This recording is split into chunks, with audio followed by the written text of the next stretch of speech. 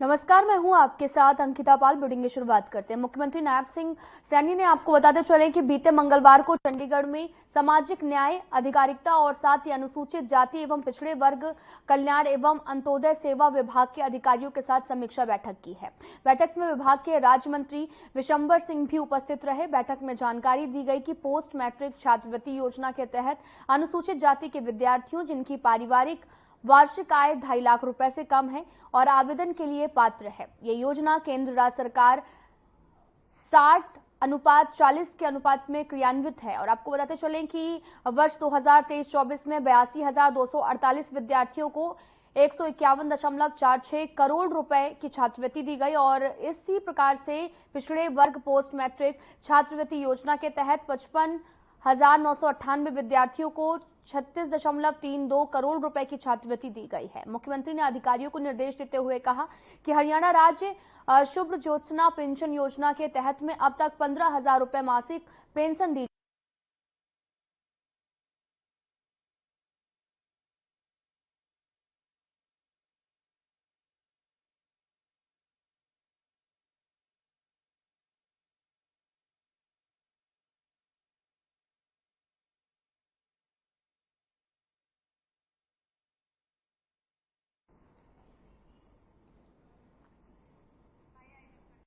आपको बताते चलें कि प्रतिनिधियों ने सीएम ने एक समीक्षा बैठक भी की है, जिसमें सीएम ने योजनाओं के क्रियान्वयन पर चर्चा करते हुए नजर आए।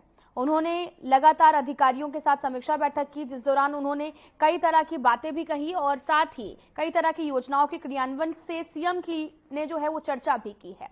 आप तस्वीरें देख सकते हैं जो कि चंडीगढ़ से हैं, जहां पर सीएम ने समीक्षा बैठक की है और इस दौरान उन्होंने कई तरह के निर्देश भी दिए हैं।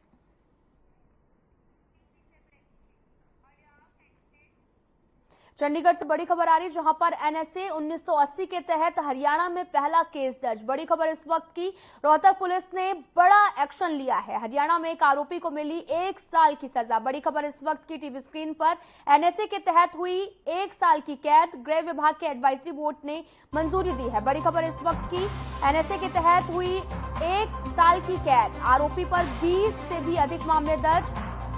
हरियाणा के डीजीपी शत्रुजीत कपूर का बयान सामने आया, आरोपी आपराधिक गतिविधि में संलिप्त रहा है। बड़ी खबर इस वक्त की रोहतक से, जहां पर पुलिस ने बड़ा एक्शन लिया। रोहतक पुलिस ने एनएसए के तहत हुई 1 साल की कैद, गृह विभाग के एडवाइजरी बोर्ड ने दी बड़ी मंजूरी, आरोपी पर 20 से अधिक मामले दर्ज हैं। बड़ी खबर इस वक्त की टीवी स्क्रीन पर। एनएसए 1980 के तहत हरियाणा में पहला केस दर्ज हुआ है। रोहतक पुलिस ने बड़ा एक्शन लिया है। एनएसए के तहत 1 वर्ष की कैद हुई है। गृह विभाग के एडवाइजरी बोर्ड ने मंजूरी भी दे दी है। बड़ी खबर, जहां पर आरोपी पर 20 से भी अधिक मामले दर्ज हैं।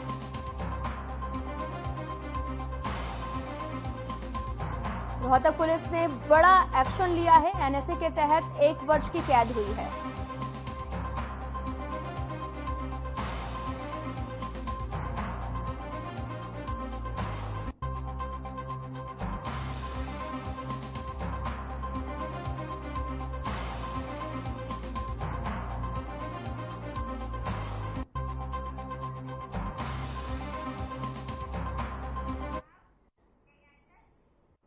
मुख्यमंत्री नायब सिंह सैनी ने एक समीक्षा बैठक की है, जहां पर बाढ़ अधिनियम के तहत में कई तरह के सुरक्षा के इंतजाम भी करने की बात कही। आपको बताते चले कि मुख्यमंत्री नायब सिंह सैनी ने चंडीगढ़ में बाढ़ रोकथाम की तैयारियों को लेकर एक बैठक की अध्यक्षता की और बैठक में सिंचाई और जल संसाधन मंत्री डॉक्टर अभय सिंह यादव भी उपस्थित रहे।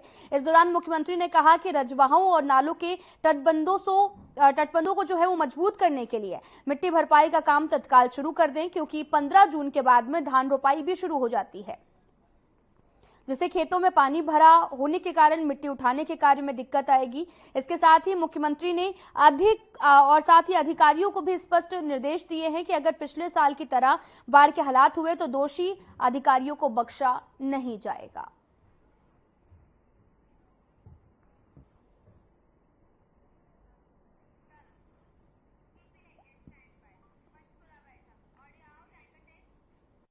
शिक्षा मंत्री सीमा त्रिखा ने पंचकुला के शिक्षा सदन में उच्चतर शिक्षा विभाग की बैठक की अध्यक्षता की है। शिक्षा मंत्री ने आज की बैठक में उच्चतर शिक्षा विभाग के अधिकारियों से उनके सम्मुख आने वाली समस्याओं और सुझावों पर भी विस्तार से बातचीत की। पीएम मोदी के मन की बात कार्यक्रम का जिक्र करते हुए कहा कि जिस प्रकार से पीएम अपने इस कार्यक्रम के माध्यम से 2-3 विषयों के बारे में बात करके उन क्षेत्रों में किसी व्यक्ति द्वारा प्राप्त की गई उपलब्धि की सराहना करते हैं, साथ ही युवा अपने संस्थान के आसपास के क्षेत्र में पौधारोपण के लिए रूपरेखा बनाएं और अपने द्वारा लगाए गए पौधे के साथ में फोटो खींचकर सोशल मीडिया पर अपलोड करें।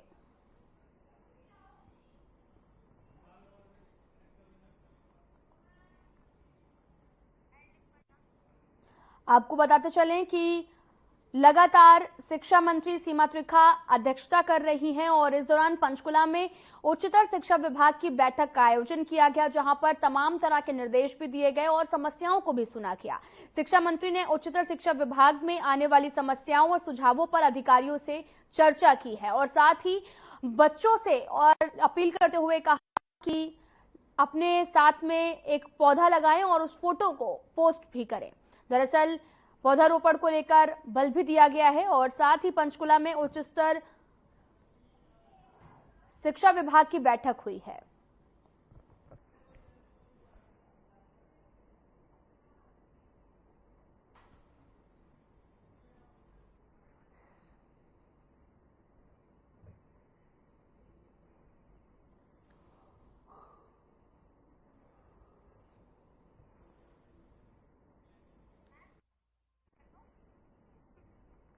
आपको बताते चलें कि पंचकुला में उच्चतर शिक्षा विभाग की बैठक का आयोजन किया गया, जहां पर शिक्षा मंत्री सीमा त्रिखा की अध्यक्षता में बैठक का आयोजन हुआ और इस दौरान शिक्षा मंत्री ने उच्चतर शिक्षा विभाग में आने वाली समस्याओं और सुझावों पर भी चर्चा की है और साथ ही शिक्षा को और कैसे बेहतर बनाया जाए, इस मुद्दे पर भी बातचीत हुई। दरअसल शिक्षा मंत्री सीमा त्रिखा की अध्यक्षता में इस बैठक का आयोजन किया गया है। कुरुक्षेत्र के कस्बा शाहाबाद में हरियाणा सरकार के पूर्व मंत्री कृष्ण बेदी को कश्यप समाज के लोग बधाई देने पहुंचे हैं। साथ ही आपको बताते चले कि केंद्र में तीसरी बार मोदी सरकार बनने और हरियाणा के मुख्यमंत्री नायब सैनी और सांसद नवीन जिंदल की जीत पर सभी लोग उन्हें बधाई देने के लिए पहुंचे हैं। साथ ही पूर्व मंत्री कृष्ण बेदी को फूल मालाएं पहनाकर मिठाई खिलाई गई। इस दौरान पूर्व मंत्री कृष्ण बेदी ने बताया कि कुरुक्षेत्र के कस्बा शाहाबाद के गाँव नलवी की टीम ने महर्षि कश्यप की जयंती पर बहुत बड़ा कार्यक्रम आयोजित किया था। उन्होंने महर्षि कश्यप को पुष्पांजलि भेंट की और साथ ही उस समय पूरी बिरादरी और समाज ने विश्वास दिलाया था कि नवीन जिंदल और साथ ही नरेंद्र मोदी नायब सिंह सैनी का पूरा साथ देंगे।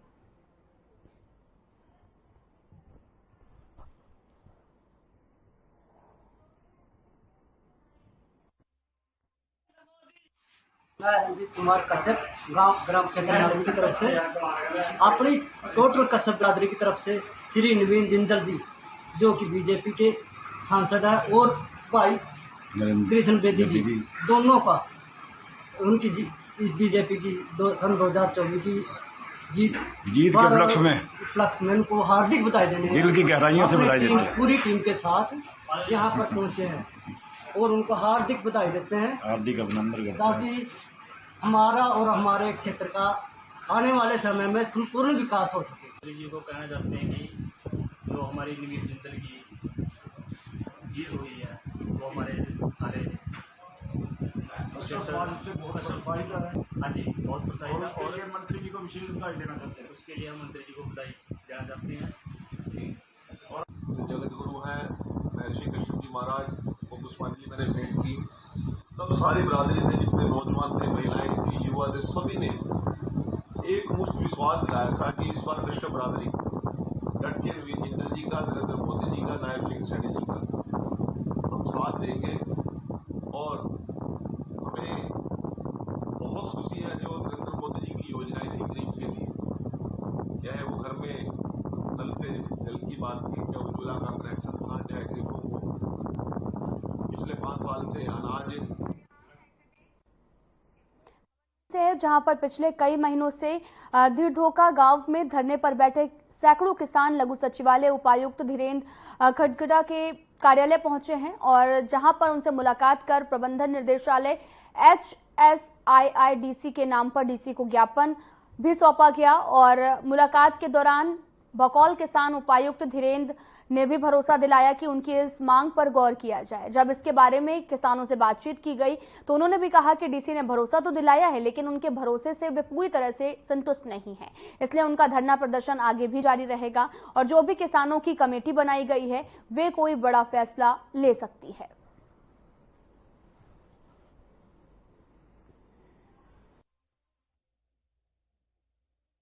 ये मामला लगभग 14 साल से अटका हुआ है और आज 29 फरवरी से भारतीय किसान यूनियन और रवि आजाद के नेतृत्व में धरना चला हुआ है। लगभग 100 दिन से ज्यादा का समय हो गया।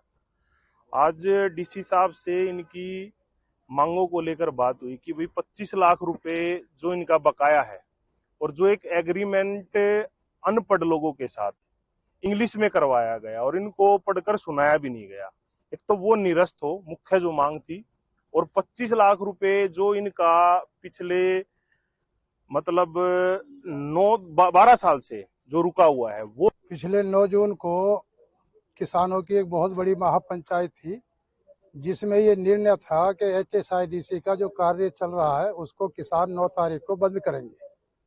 लेकिन पंचायत चलते दौरान में SDM साहब, तहसीलदार साहब, DSP साहब और सरकारी अधिकारी वहां पहुंचे और किसानों से 2 दिन का टाइम मांगा कि भाई आपकी 11 तारीख को डीसी साहब से मीटिंग है।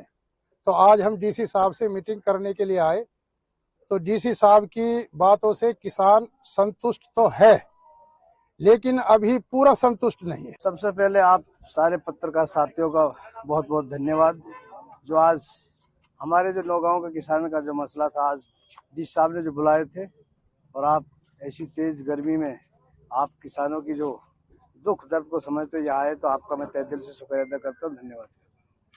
देखो हमारे जो नौगांव के किसानों के साथ एक तो मैं पहले आपको एक चीज बता दूं, आप लोग मुझे नेता समझते हैं, मैं नेता बाद में हूँ, पहले मैं नौगांव का किसान हूँ। आज मैं किसानों के साथ खड़ा हूँ और मैं किसान हूँ। जो हमारे साथ जो आज तक कोई भी सरकार आई है, चाहे कांग्रेस की हो चाहे बीजेपी की हो, हमारे नौगांव के किसानों के साथ सबने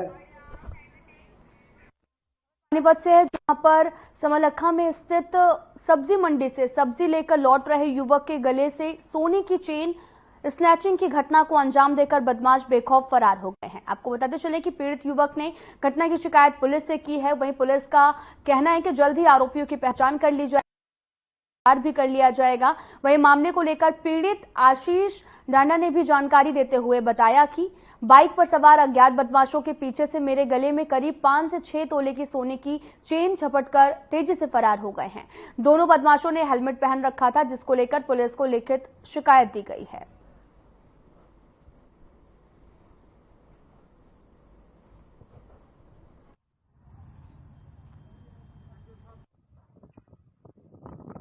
उस साइड से सब्जी लेके आ रहा था और अपने घर जा रहा था। रास्ते में मुझे पता नहीं लगा, पीछे से 2 बाइक वाले आए और चैन स्नैच करके चले गए। कितने तोले की चैन थी? वो होगी 5-6 तोले। किस टाइप के लड़के थे? बाइक पे थे, बुलेट पे थे, हेलमेट लगाए थे? नहीं, अपाचे बाइक थी, व्हाइट कलर की। हेलमेट लगाए हुए थे? हाँ, दोनों हेलमेट लगाए हुए थे। तो किस साइड भाग गए? उस साइड इधर से आए और इधर से भाग गए। हाँ, पानीपत साइड भाग गए। आपने शोर मचाया होगा, हल्ला किया होगा? नहीं, इतनी देर में तो भाग गए। पुलिस को शिकायत दी आपने? हाँ, दे। कितने का नुकसान हुआ लगभग? 5 लाख का।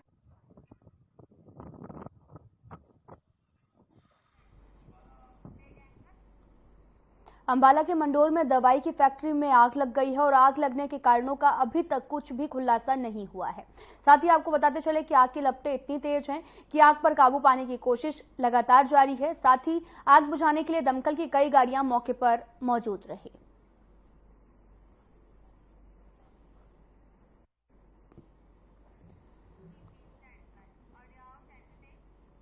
कुरुक्षेत्र के लघु सचिवालय के सभागार में इस पहल के तहत 9 बजे से 11 बजे तक समाधान शिविर में आमजन की समस्याओं को सुना गया और उनका समाधान भी किया गया है। उपायुक्त शांतनु शर्मा सहित अन्य अधिकारी भी मौके पर मौजूद रहे। इस मौके पर करीब 20 समस्याओं को सुना गया और संबंधित अधिकारियों को आवश्यक निर्देश भी दिए गए हैं।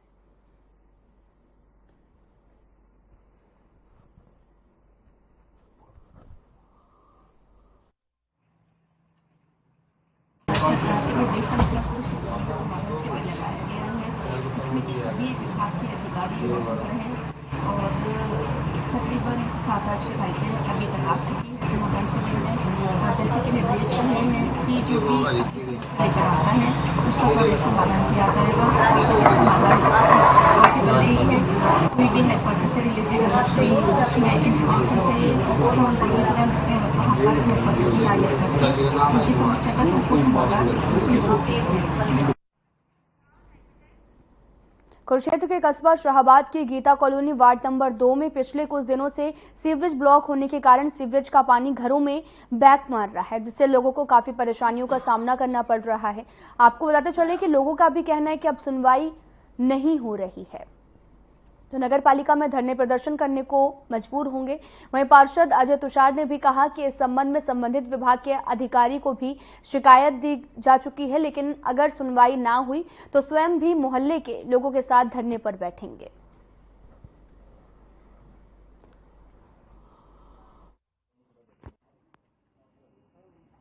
हाँ, मेरे नॉलेज में है बात, ये कई दिनों से मैं ढूंढ दिया है उनका, लेकिन मैंने ये बात उनको रामजीलाल जी को परसों भी करवा दी थी, लेकिन कोई सुनवाई नहीं हो रही है और पानी बहुत ज़्यादा उनके घर पे अंदर आ चुका है। लेकिन अगर जो इसकी सुनवाई जल्दी नहीं हुई तो हम सारे मोहल्लेवासी और उनके साथ मैं भी कुछ धरने पे बैठूंगा। तो करता हूँ मैं सर, और सवेरे मैं उनके घर भी जाके आया था, परसों भी मैं उनके साथ ही था। परसों मैंने बुला के सीवरेज वालों को खुलवाया भी, लेकिन काफ़ी प्रयास करने के बाद भी वो खुला नहीं। लेकिन उन्होंने कहा था कि बड़ी मशीन लगा के उसको खोल दिया जाएगा। अधिकारी उसके बाद अधिकारी का कोई फ़ोन नहीं आया और ना ही उसका सफाई। आज मेरे रामजीलाल से बात हुई है, वो कह रहे दोपहर बाद हम आएंगे, उसको साफ करके चले। हमारे को दिक्कत ये आ रही है, ये सीवरेज का पानी बैग आ रहा है हमारे घर, रसोई तक जा रहा है। हमारा टिफिन का काम है, हम या खाना बनाएं या फिर इनको संभालें। सारा दिन हम इसी पानी में लगे रहते हैं, कभी पानी निकालते हैं, कभी कुछ करते हैं। खाना कौन लेगा?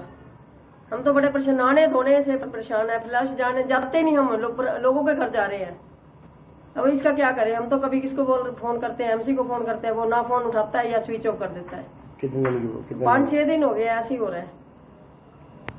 तो एमसी क्या कहते हैं?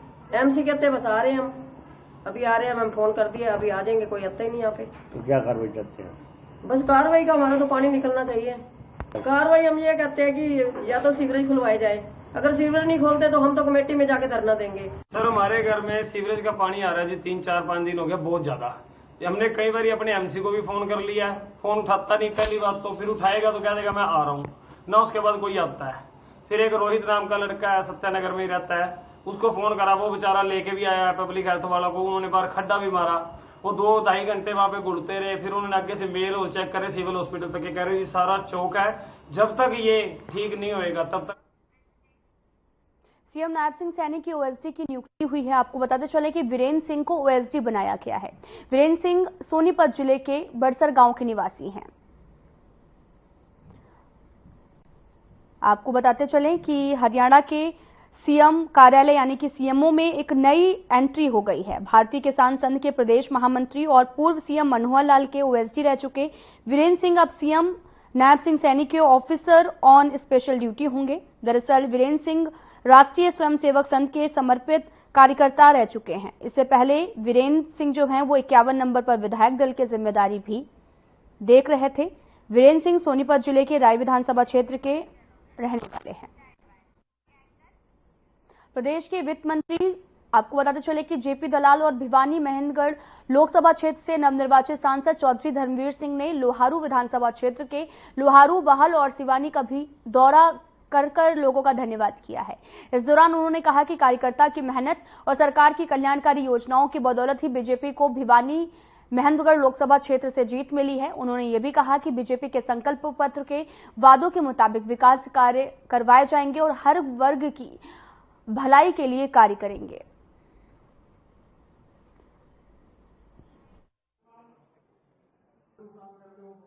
लोहारू कार्यालय के अंदर हमारे नवनिर्वाचित सांसद धर्मवीर जी के साथ कार्यकर्ताओं का धन्यवाद किया और आप देख रहे हैं कि कार्यकर्ताओं के अंदर बड़ी खुशी की लहर है। हजारों की संख्या में कार्यकर्ता यहाँ मिले हैं और हमने इनको धन्यवाद भी किया और अगले चुनाव के लिए कमर कसने के लिए कहा, क्योंकि 2-3 महीने के बाद फिर चुनाव आ रहा है और निश्चित तौर पर आने वाले चुनाव में हरियाणा के अंदर भारतीय जनता पार्टी की सरकार बनेगी और उसमें लोहारू के लोगों का हिस्सा उस सरकार में होगा। देखिए, अब मैं फिर उसी बात को दोहराता हूं जो चुनाव से पहले दोहराता था। देश में तीसरी बार मोदी जी प्रधानमंत्री बने हैं और हमें सबसे बड़ा फायदा ये है कि केवल 5 लोकसभा की सीट हमने जीती हैं, 5-10 में से, और हमें 3 वजारत मिली हैं, 3 मंत्री, माननीय मनोहर लाल जी, राव साहब और कृष्णपाल गुर्जर। 15% संविधान के हिसाब से मंत्रिमंडल बनता है, लेकिन हमें 60% से भी ज्यादा हिस्सा मिला, इसलिए हमें हिस्सा मिला ज्यादा। और ऐसे ऐसे मंत्रालय मिले हैं जिसमें बहुत ज्यादा जरूरत है। शहरी विकास मंत्रालय को देखें तो गरीब को जो घर देखना है, चाहे गांव में हो शहर में हो। एनसीआर का मुद्दा बहुत बड़ा था, वो भी अब पूरी की बजाय माननीय मनोहर लाल जी के पास आया है।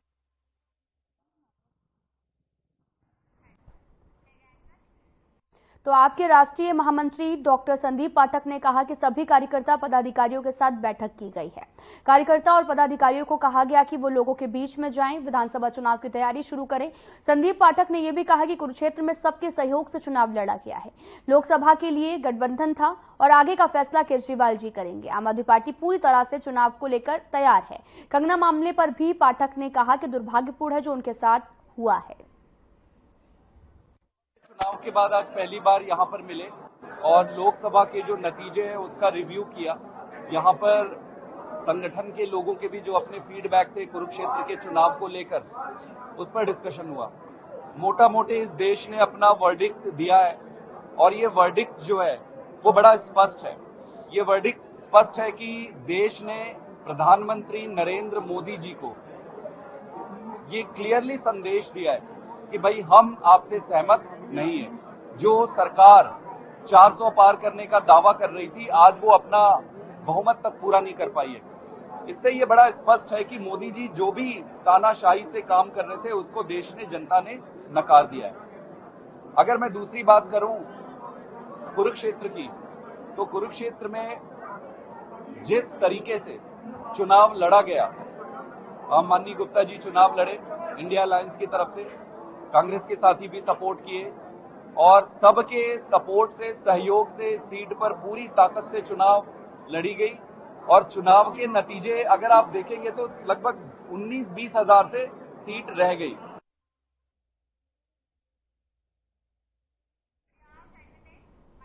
राजपुरे में इतना ही। नमस्कार।